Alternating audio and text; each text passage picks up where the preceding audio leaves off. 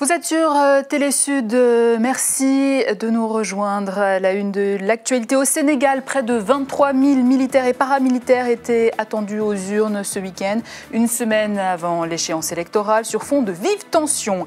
14 chefs d'État réunis à Cotonou sur l'invitation du président béninois Yayi Boni, un mini-sommet de l'Union africaine, afin de dresser une feuille de route. Et puis changement de cap pour Nicolas Sarkozy en campagne, il se veut désormais le candidat du peuple face à l'élite. Et dans ce journal également, nous recevrons Jalila Cabran, chef de projet Échelle humaine. Nous évoquerons avec elle le premier forum national pour l'égalité des chances entrepreneuriales. Mais avant, ouvrons avec le processus électoral au Sénégal. Et ce sont les militaires et paramilitaires qui ouvrent la marche une semaine avant les civils. Ils se sont ainsi rendus aux urnes samedi et dimanche pour élire leur futur président. Correspondant sur place, Fernand Tonin, Abdallah Fall. Les militaires et paramilitaires du Sénégal ont voté ce week-end en prélude au premier tour du scrutin présidentiel du 26 février prochain. Ce vote concerne au total 23 003 inscrits répartis dans 59 bureaux de vote à travers le pays. Je suis venu faire le vote, mon droit civique, et puis il n'y a pas eu de problème, je suis très heureux. Le vote des hommes en uniforme a eu lieu au moment où d'aucuns font ressurgir la question de la fiabilité du fichier électoral. En tout cas, le ministère en charge des élections écarte toute idée de fraude électorale. Je ne crois vraiment pas qu'il y ait une possibilité de fraude. Ce qui est important, c'est que les candidats soient représentés au niveau du bureau de vote. Parce qu'ils sont membres du bureau de vote. Ils sont signataires des procès-verbaux et ils sont destinataires de ces procès-verbaux. L'opposition réunie au sein du M23 manifeste depuis quelques semaines contre la validation de la candidature du président sortant, Abdoulaye Wade, pour un troisième mandat. Il est clair que la mission suit tout de près cette situation et l'évolution des faits. On est en pleine campagne électorale. La mission déplore tout acte de violence. On est tout à fait vigilant, on reste tout à fait vigilant. On suit tout de près la situation. Au total, 14 candidats sont en lice pour la présidentielle du 26 février. Pendant ce temps, Dakar continue à s'embraser. L'opposition sénégalaise a appelé à une manifestation interdite lundi à Dakar contre la candidature du chef de l'État Abdoulaye Wade à la présidentielle de dimanche prochain, faisant craindre des violences similaires à celles des 3 derniers jours qui ont fait 2 morts et de nombreux blessés. Du côté du pouvoir, Serine Bakendiaï, le porte-parole du président Wade, a accusé au cours d'une conférence de presse ce lundi un candidat à la présidentielle, sans le nommer, de recruter 200 anciens militaires pour semer le désordre. On l'écoute. Nous savons que parmi ces candidats, comme je l'ai dit, il y en a 2 ou 3 qui ne veulent pas aller à l'élection. Mais il y a particulièrement l'un d'entre eux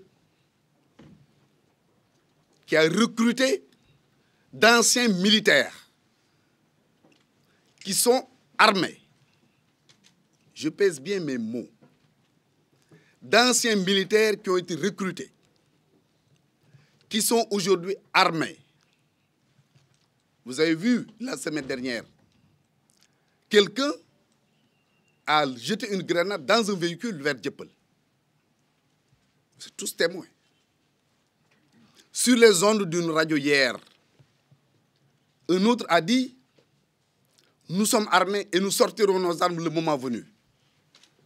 Tous les Sénégalais l'ont entendu. Dans le reste de l'actualité, moins d'1 mois après son élection en tant que président en exercice de l'Union africaine, Yayi Boni a convoqué ce week-end à Cotonou un mini-sommet informel. 14 chefs d'État réunis en vue d'établir une feuille de route pour ces 12 mois de mandat à venir. Jérôme Ongbo. Il s'agit de la première rencontre après l'élection du président Boni Yayi à la tête de l'Union africaine. Redevable vis-à-vis de ses pairs du continent, son objectif est de les associer le plus possible durant son mandat aux prises de décision sur l'avenir de l'Afrique. Un continent qui représente plus de 20% de la superficie mondiale des terres arables, plus de 30 millions de kilomètres carrés, d'importantes ressources pétrolières, minières et agricoles, mais caractérisées par des situations paradoxales. Notre continent n'est pas uni dans sa marche vers la paix, la stabilité. Des efforts louables ont été certes consentis, mais où en sommes-nous aujourd'hui, 50 ans après les indépendances? Le dernier sommet d'Addis Abeba n'a pu désigner le président de la Commission de l'Union africaine et ses membres, alors que des défis sont immenses et s'imposent à l'organe. Le président de l'UA a également émis son souhait de bénéficier de l'expérience et de la sagesse de ses pairs qui, par le passé, ont brillamment assumé cette mission. Il a pour ce faire soumis à la réflexion des chefs d'État et de gouvernement du continent certaines interrogations majeures qui doivent sous-tendre leurs travaux. Comment renforcer notre unité ainsi que la capacité d'anticipation et de réaction de notre organisation pour faire face dès maintenant aux défis multiples et multiformes auxquels notre continent est confronté. Après cette ouverture officielle, la dizaine de chefs d'État et de gouvernement présents à ce sommet a continué les travaux à huis clos. Dans l'actualité politique également, la France a décidé de rappeler pour consultation son ambassadeur à Kigali après le refus des autorités rwandaises d'agréer son successeur, preuve que les relations diplomatiques entre les deux pays sont très loin d'être apaisées après une réconciliation pourtant scellée début 2010. Toujours en France, la campagne présidentielle rentre dans le dur avec le discours de campagne à Marseille ce dimanche du président candidat Nicolas Sarkozy. Et sans prendre de gants avec son concurrent socialiste, il se veut le candidat du peuple contre les élites. Christina Okello. Un Nicolas Sarkozy proche des Français et l'ennemi des élites, c'est en substance l'image que le président candidat a souhaité donner dimanche lors de son premier meeting de campagne à Marseille. Face à un public conquis, il a défendu son bilan économique. Je ne prétendrai jamais que nous avons tout réussi. Mais je veux dire, pour que chacun le comprenne, que nous avons échappé à une catastrophe. Sous le slogan d'une France forte, en protecteur des valeurs de la République, Nicolas Sarkozy a tenté de s'afficher en rassembleur de tous les Français, un leitmotiv qui a fait tiquer Marine Le Pen, qui n'a pas eu des mots assez durs pour dénoncer le virage populiste du candidat sortant. Sarkozy, le candidat des puissants devenu par un coup de baguette médiatique, le candidat du peuple. Comme une insulte à l'intelligence de ce même peuple. En inaugurant son quartier général au cœur du 15e arrondissement, Nicolas Sarkozy a voulu montrer au public qu'il n'est plus le président des riches, mais celui des classes moyennes, soucieux de faire oublier les phrases tape à l'œil du début de sa présidence. Mais ce qui frappe la gauche, c'est surtout ses attaques virulentes contre le candidat socialiste François Hollande. À Marseille, le président de la République a mis en garde contre un affaiblissement de la France en cas de victoire des dirigeants socialistes. Des attaques dénoncées par les principaux intéressés. Le candidat sortant maintenant s'est déclaré. Il fait campagne avec violence, avec agressivité. C'est bien la forme qu'il a choisie. Si Nicolas Sarkozy endosse plus que jamais le costume du candidat à la présidentielle, on est loin des débats d'idées de la campagne de 2007. Le discours de Marseille était plutôt généraliste, sans de véritables propositions. Pour ses adversaires, c'est un signe que le président est en perte de vitesse et se sert de la crise pour cacher son bilan. Mais chez les militants de l'UMP, le pari d'un grand rassemblement est encore possible. Et parmi les questions qui seront au cœur de cette campagne, la diversité. Justement, va être organisé ce mardi le premier Forum national pour l'égalité des chances entrepreneuriales. Et pour en parler sur ce plateau, Jalila Cabran, chef de projet Échelle Humaine. Madame Cabran, bonsoir. Bonsoir. Alors, quel est le but de ce genre de forum? Alors, l'objectif premier donc, de ce premier Forum national pour l'égalité des chances entrepreneuriales est de transmettre les facteurs clés à des entrepreneurs dirigeants de TPME, très petites et moyennes entreprises, exactement, dans le but justement de leur donner la possibilité de bénéficier à des facteurs qui sont le networking, le financement. Nous savons que c'est l'un des problèmes donc, de ces dirigeants.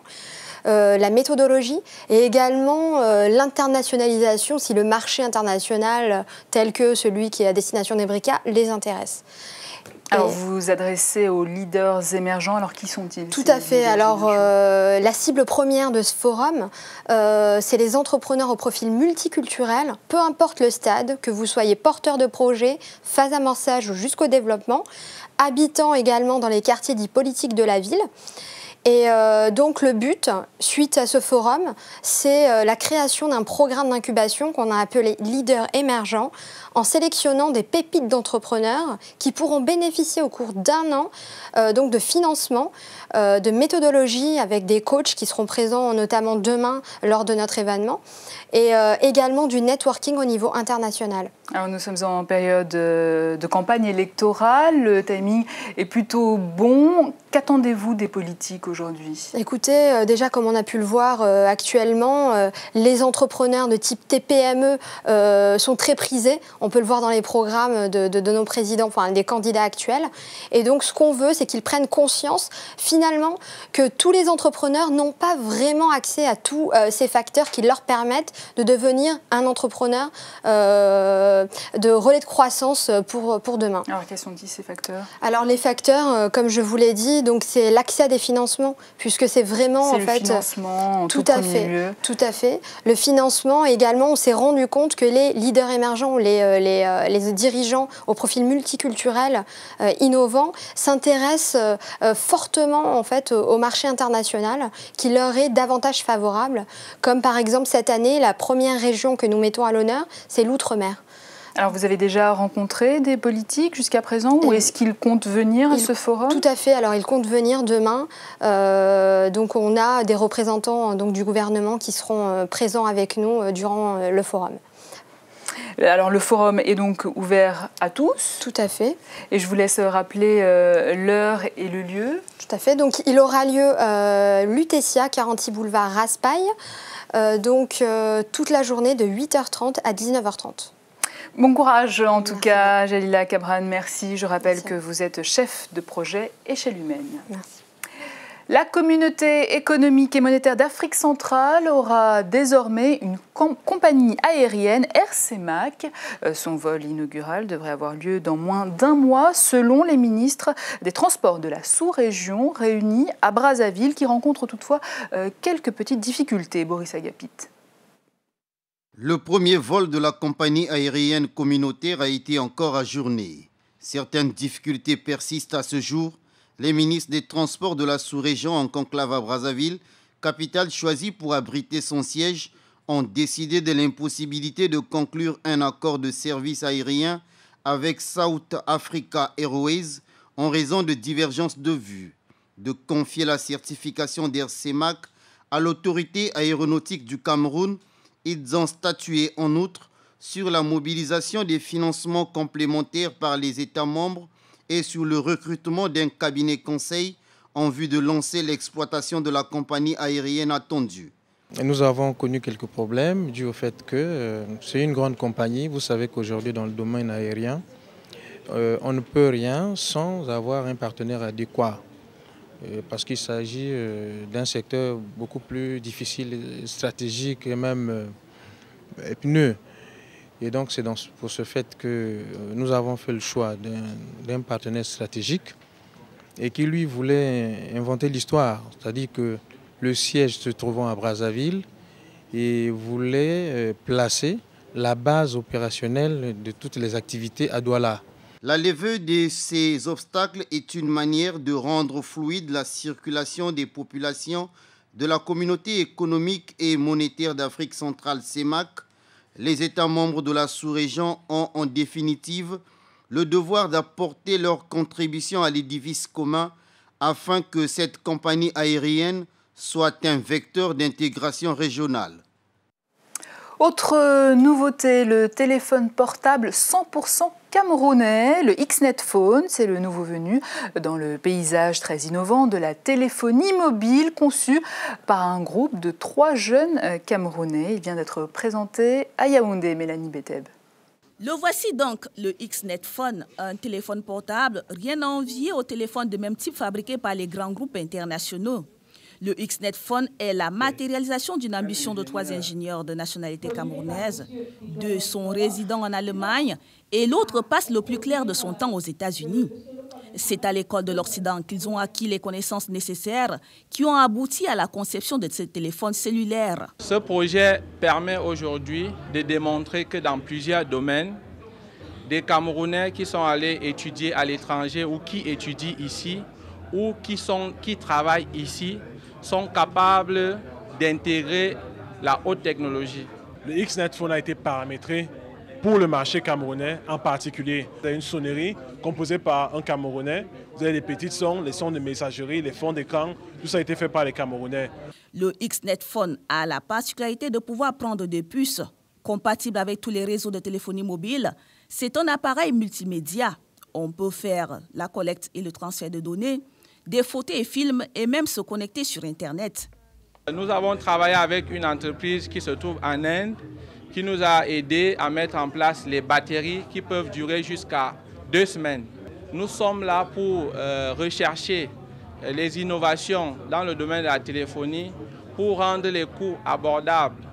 Un téléphone multimédia pour un prix abordable, voire démocratique pour les pays africains, moins de 15 000 francs CFA. Pour l'instant, le XNet Phone n'est pas monté au Cameroun et c'est là le hic de cette fabuleuse innovation. La biodiversité du lac Tanganyika au Burundi, sérieusement menacée par 2 espèces de plantes envahissantes trouvées dernièrement sur les embouchures et les bordures de ce lac. Mac-Alix Mouchitsi. Situé entre 4 pays de l'Afrique centrale et de l'Afrique de l'Est, le lac Tanganyika est menacé par 3 plantes envahissantes, l'Omimosa pigra, l'Omimosa diplotica et la jacinthe d'eau, des plantes qui ont des effets néfastes sur la biodiversité du lac. Et ces espèces, si elles restent sur le lac Tanganyika, elles vont affecter la pêche, elles vont affecter toute la vie sur le lac, notamment sur le transport encore une fois, et d'autres éléments aquatiques qui consistent la vie du lac au niveau de sa nature. Ces plantes continuent à se propager sur les eaux du lac à une allure inquiétante, mais les moyens de lutte contre ces espèces se font toujours attendre malgré les efforts du gouvernement et de ses partenaires. On doit prévenir peut-être une visite là où la lutte biologique a réussi pour voir si réellement cette lutte biologique n'a pas d'impact sur les ressources en eau ou bien sur la biodiversité du lac. Le Burundi, la RDC, la Tanzanie et la Zambie, réunis au sein de l'autorité du lac Tanganyika, organe de gestion de ce lac, ont un rôle primordial dans la lutte contre ces 3 plantes envahissantes. L'autorité du lac Tanganyika représentant les 4 pays, ça veut dire que toute décision qui va être prise en la matière pour pouvoir protéger et lutter contre ces plantes envahissantes va aussi concerner les 4 pays. Le lac Tanganyika est le 2e lac le plus profond du monde et héberge des milliers d'espèces animales qu'on ne peut trouver nulle part ailleurs au monde. Et l'on se quitte avec le lancement du premier studio d'enregistrement au Rwanda, projet initié par l'Institut français à Kigali. Il sera gratuit et accessible à 10 groupes rwandais par an. Objectif, amener des personnalités à venir contribuer au rayonnement de l'art musical local. Jérôme Mugabo. L'Institut français du Rwanda a ouvert officiellement un nouveau studio de la création musicale. Ce genre de studio d'enregistrement en live est peu répandu au Rwanda. Il est équipé d'instruments musicaux professionnels, adaptés à la technologie récente, dont 2 batteries, piano, guitare et autres nécessaires pour l'enregistrement live. Ce studio a été créé avec pour objectif l'épanouissement de musiciens et chanteurs rwandais. Il est disponible gratuitement pour 10 groupes de musiciens par an. Il n'y a pas d'aspect financier, ça sera en gratuité complète. Mais ça ne sera pas pour tout le monde, ça sera pour 10 groupes sur une année et ça sera sur les résidences guitare, basse, piano, voix. Là, on élargira, si vous voulez, aux musiciens ou aux chanteurs rwandais. Abantu benshi biyumvisha ko imiziki ya programmation Beaucoup d'artistes veulent la programmation parce que cela leur simplifie la tâche. Cette musique programmée dans l'ordinateur puise de sa source ici. Ce qui veut dire que quand on joue le live, c'est comme puiser dans une source. Cette source ne sèche pas. En mai cette année, l'Institut français du Rwanda envisage d'amener des professionnels tels que le guitariste Vieux Farka Touré et les autres en résidence artistique à Kigali. Le but étant d'aider et de travailler en équipe avec les artistes rwandais. Selon le directeur adjoint d'IFR, Maurice Brouard, ce studio amènera le jeune talentueux à se faire découvrir et à trouver des contrats auprès des producteurs locaux et ou internationaux. Et c'est ainsi que s'achève notre édition. Mais avant un dernier rappel des titres, faible taux du vote des militaires au Sénégal, pour certains révélateurs du désaveu manifeste de la population à l'égard du président Abdoulaye Wade. Mini-sommet de l'Union africaine à Cotonou, Boni Yayi était en quête de paix et d'unité, a adressé une feuille de route pour ses 12 mois de mandat en tant que président en exercice. Et puis, c'est en candidat du peuple contre les élites que le président français Nicolas Sarkozy s'est adressé lors de son discours de campagne ce dimanche à Marseille. Voilà la fin de ce journal. Merci à vous de nous avoir suivis. Je vous laisse en compagnie du JT Sport présenté par Ahmed Parezo. Quant à moi, je vous donne rendez-vous demain pour une nouvelle édition. À demain.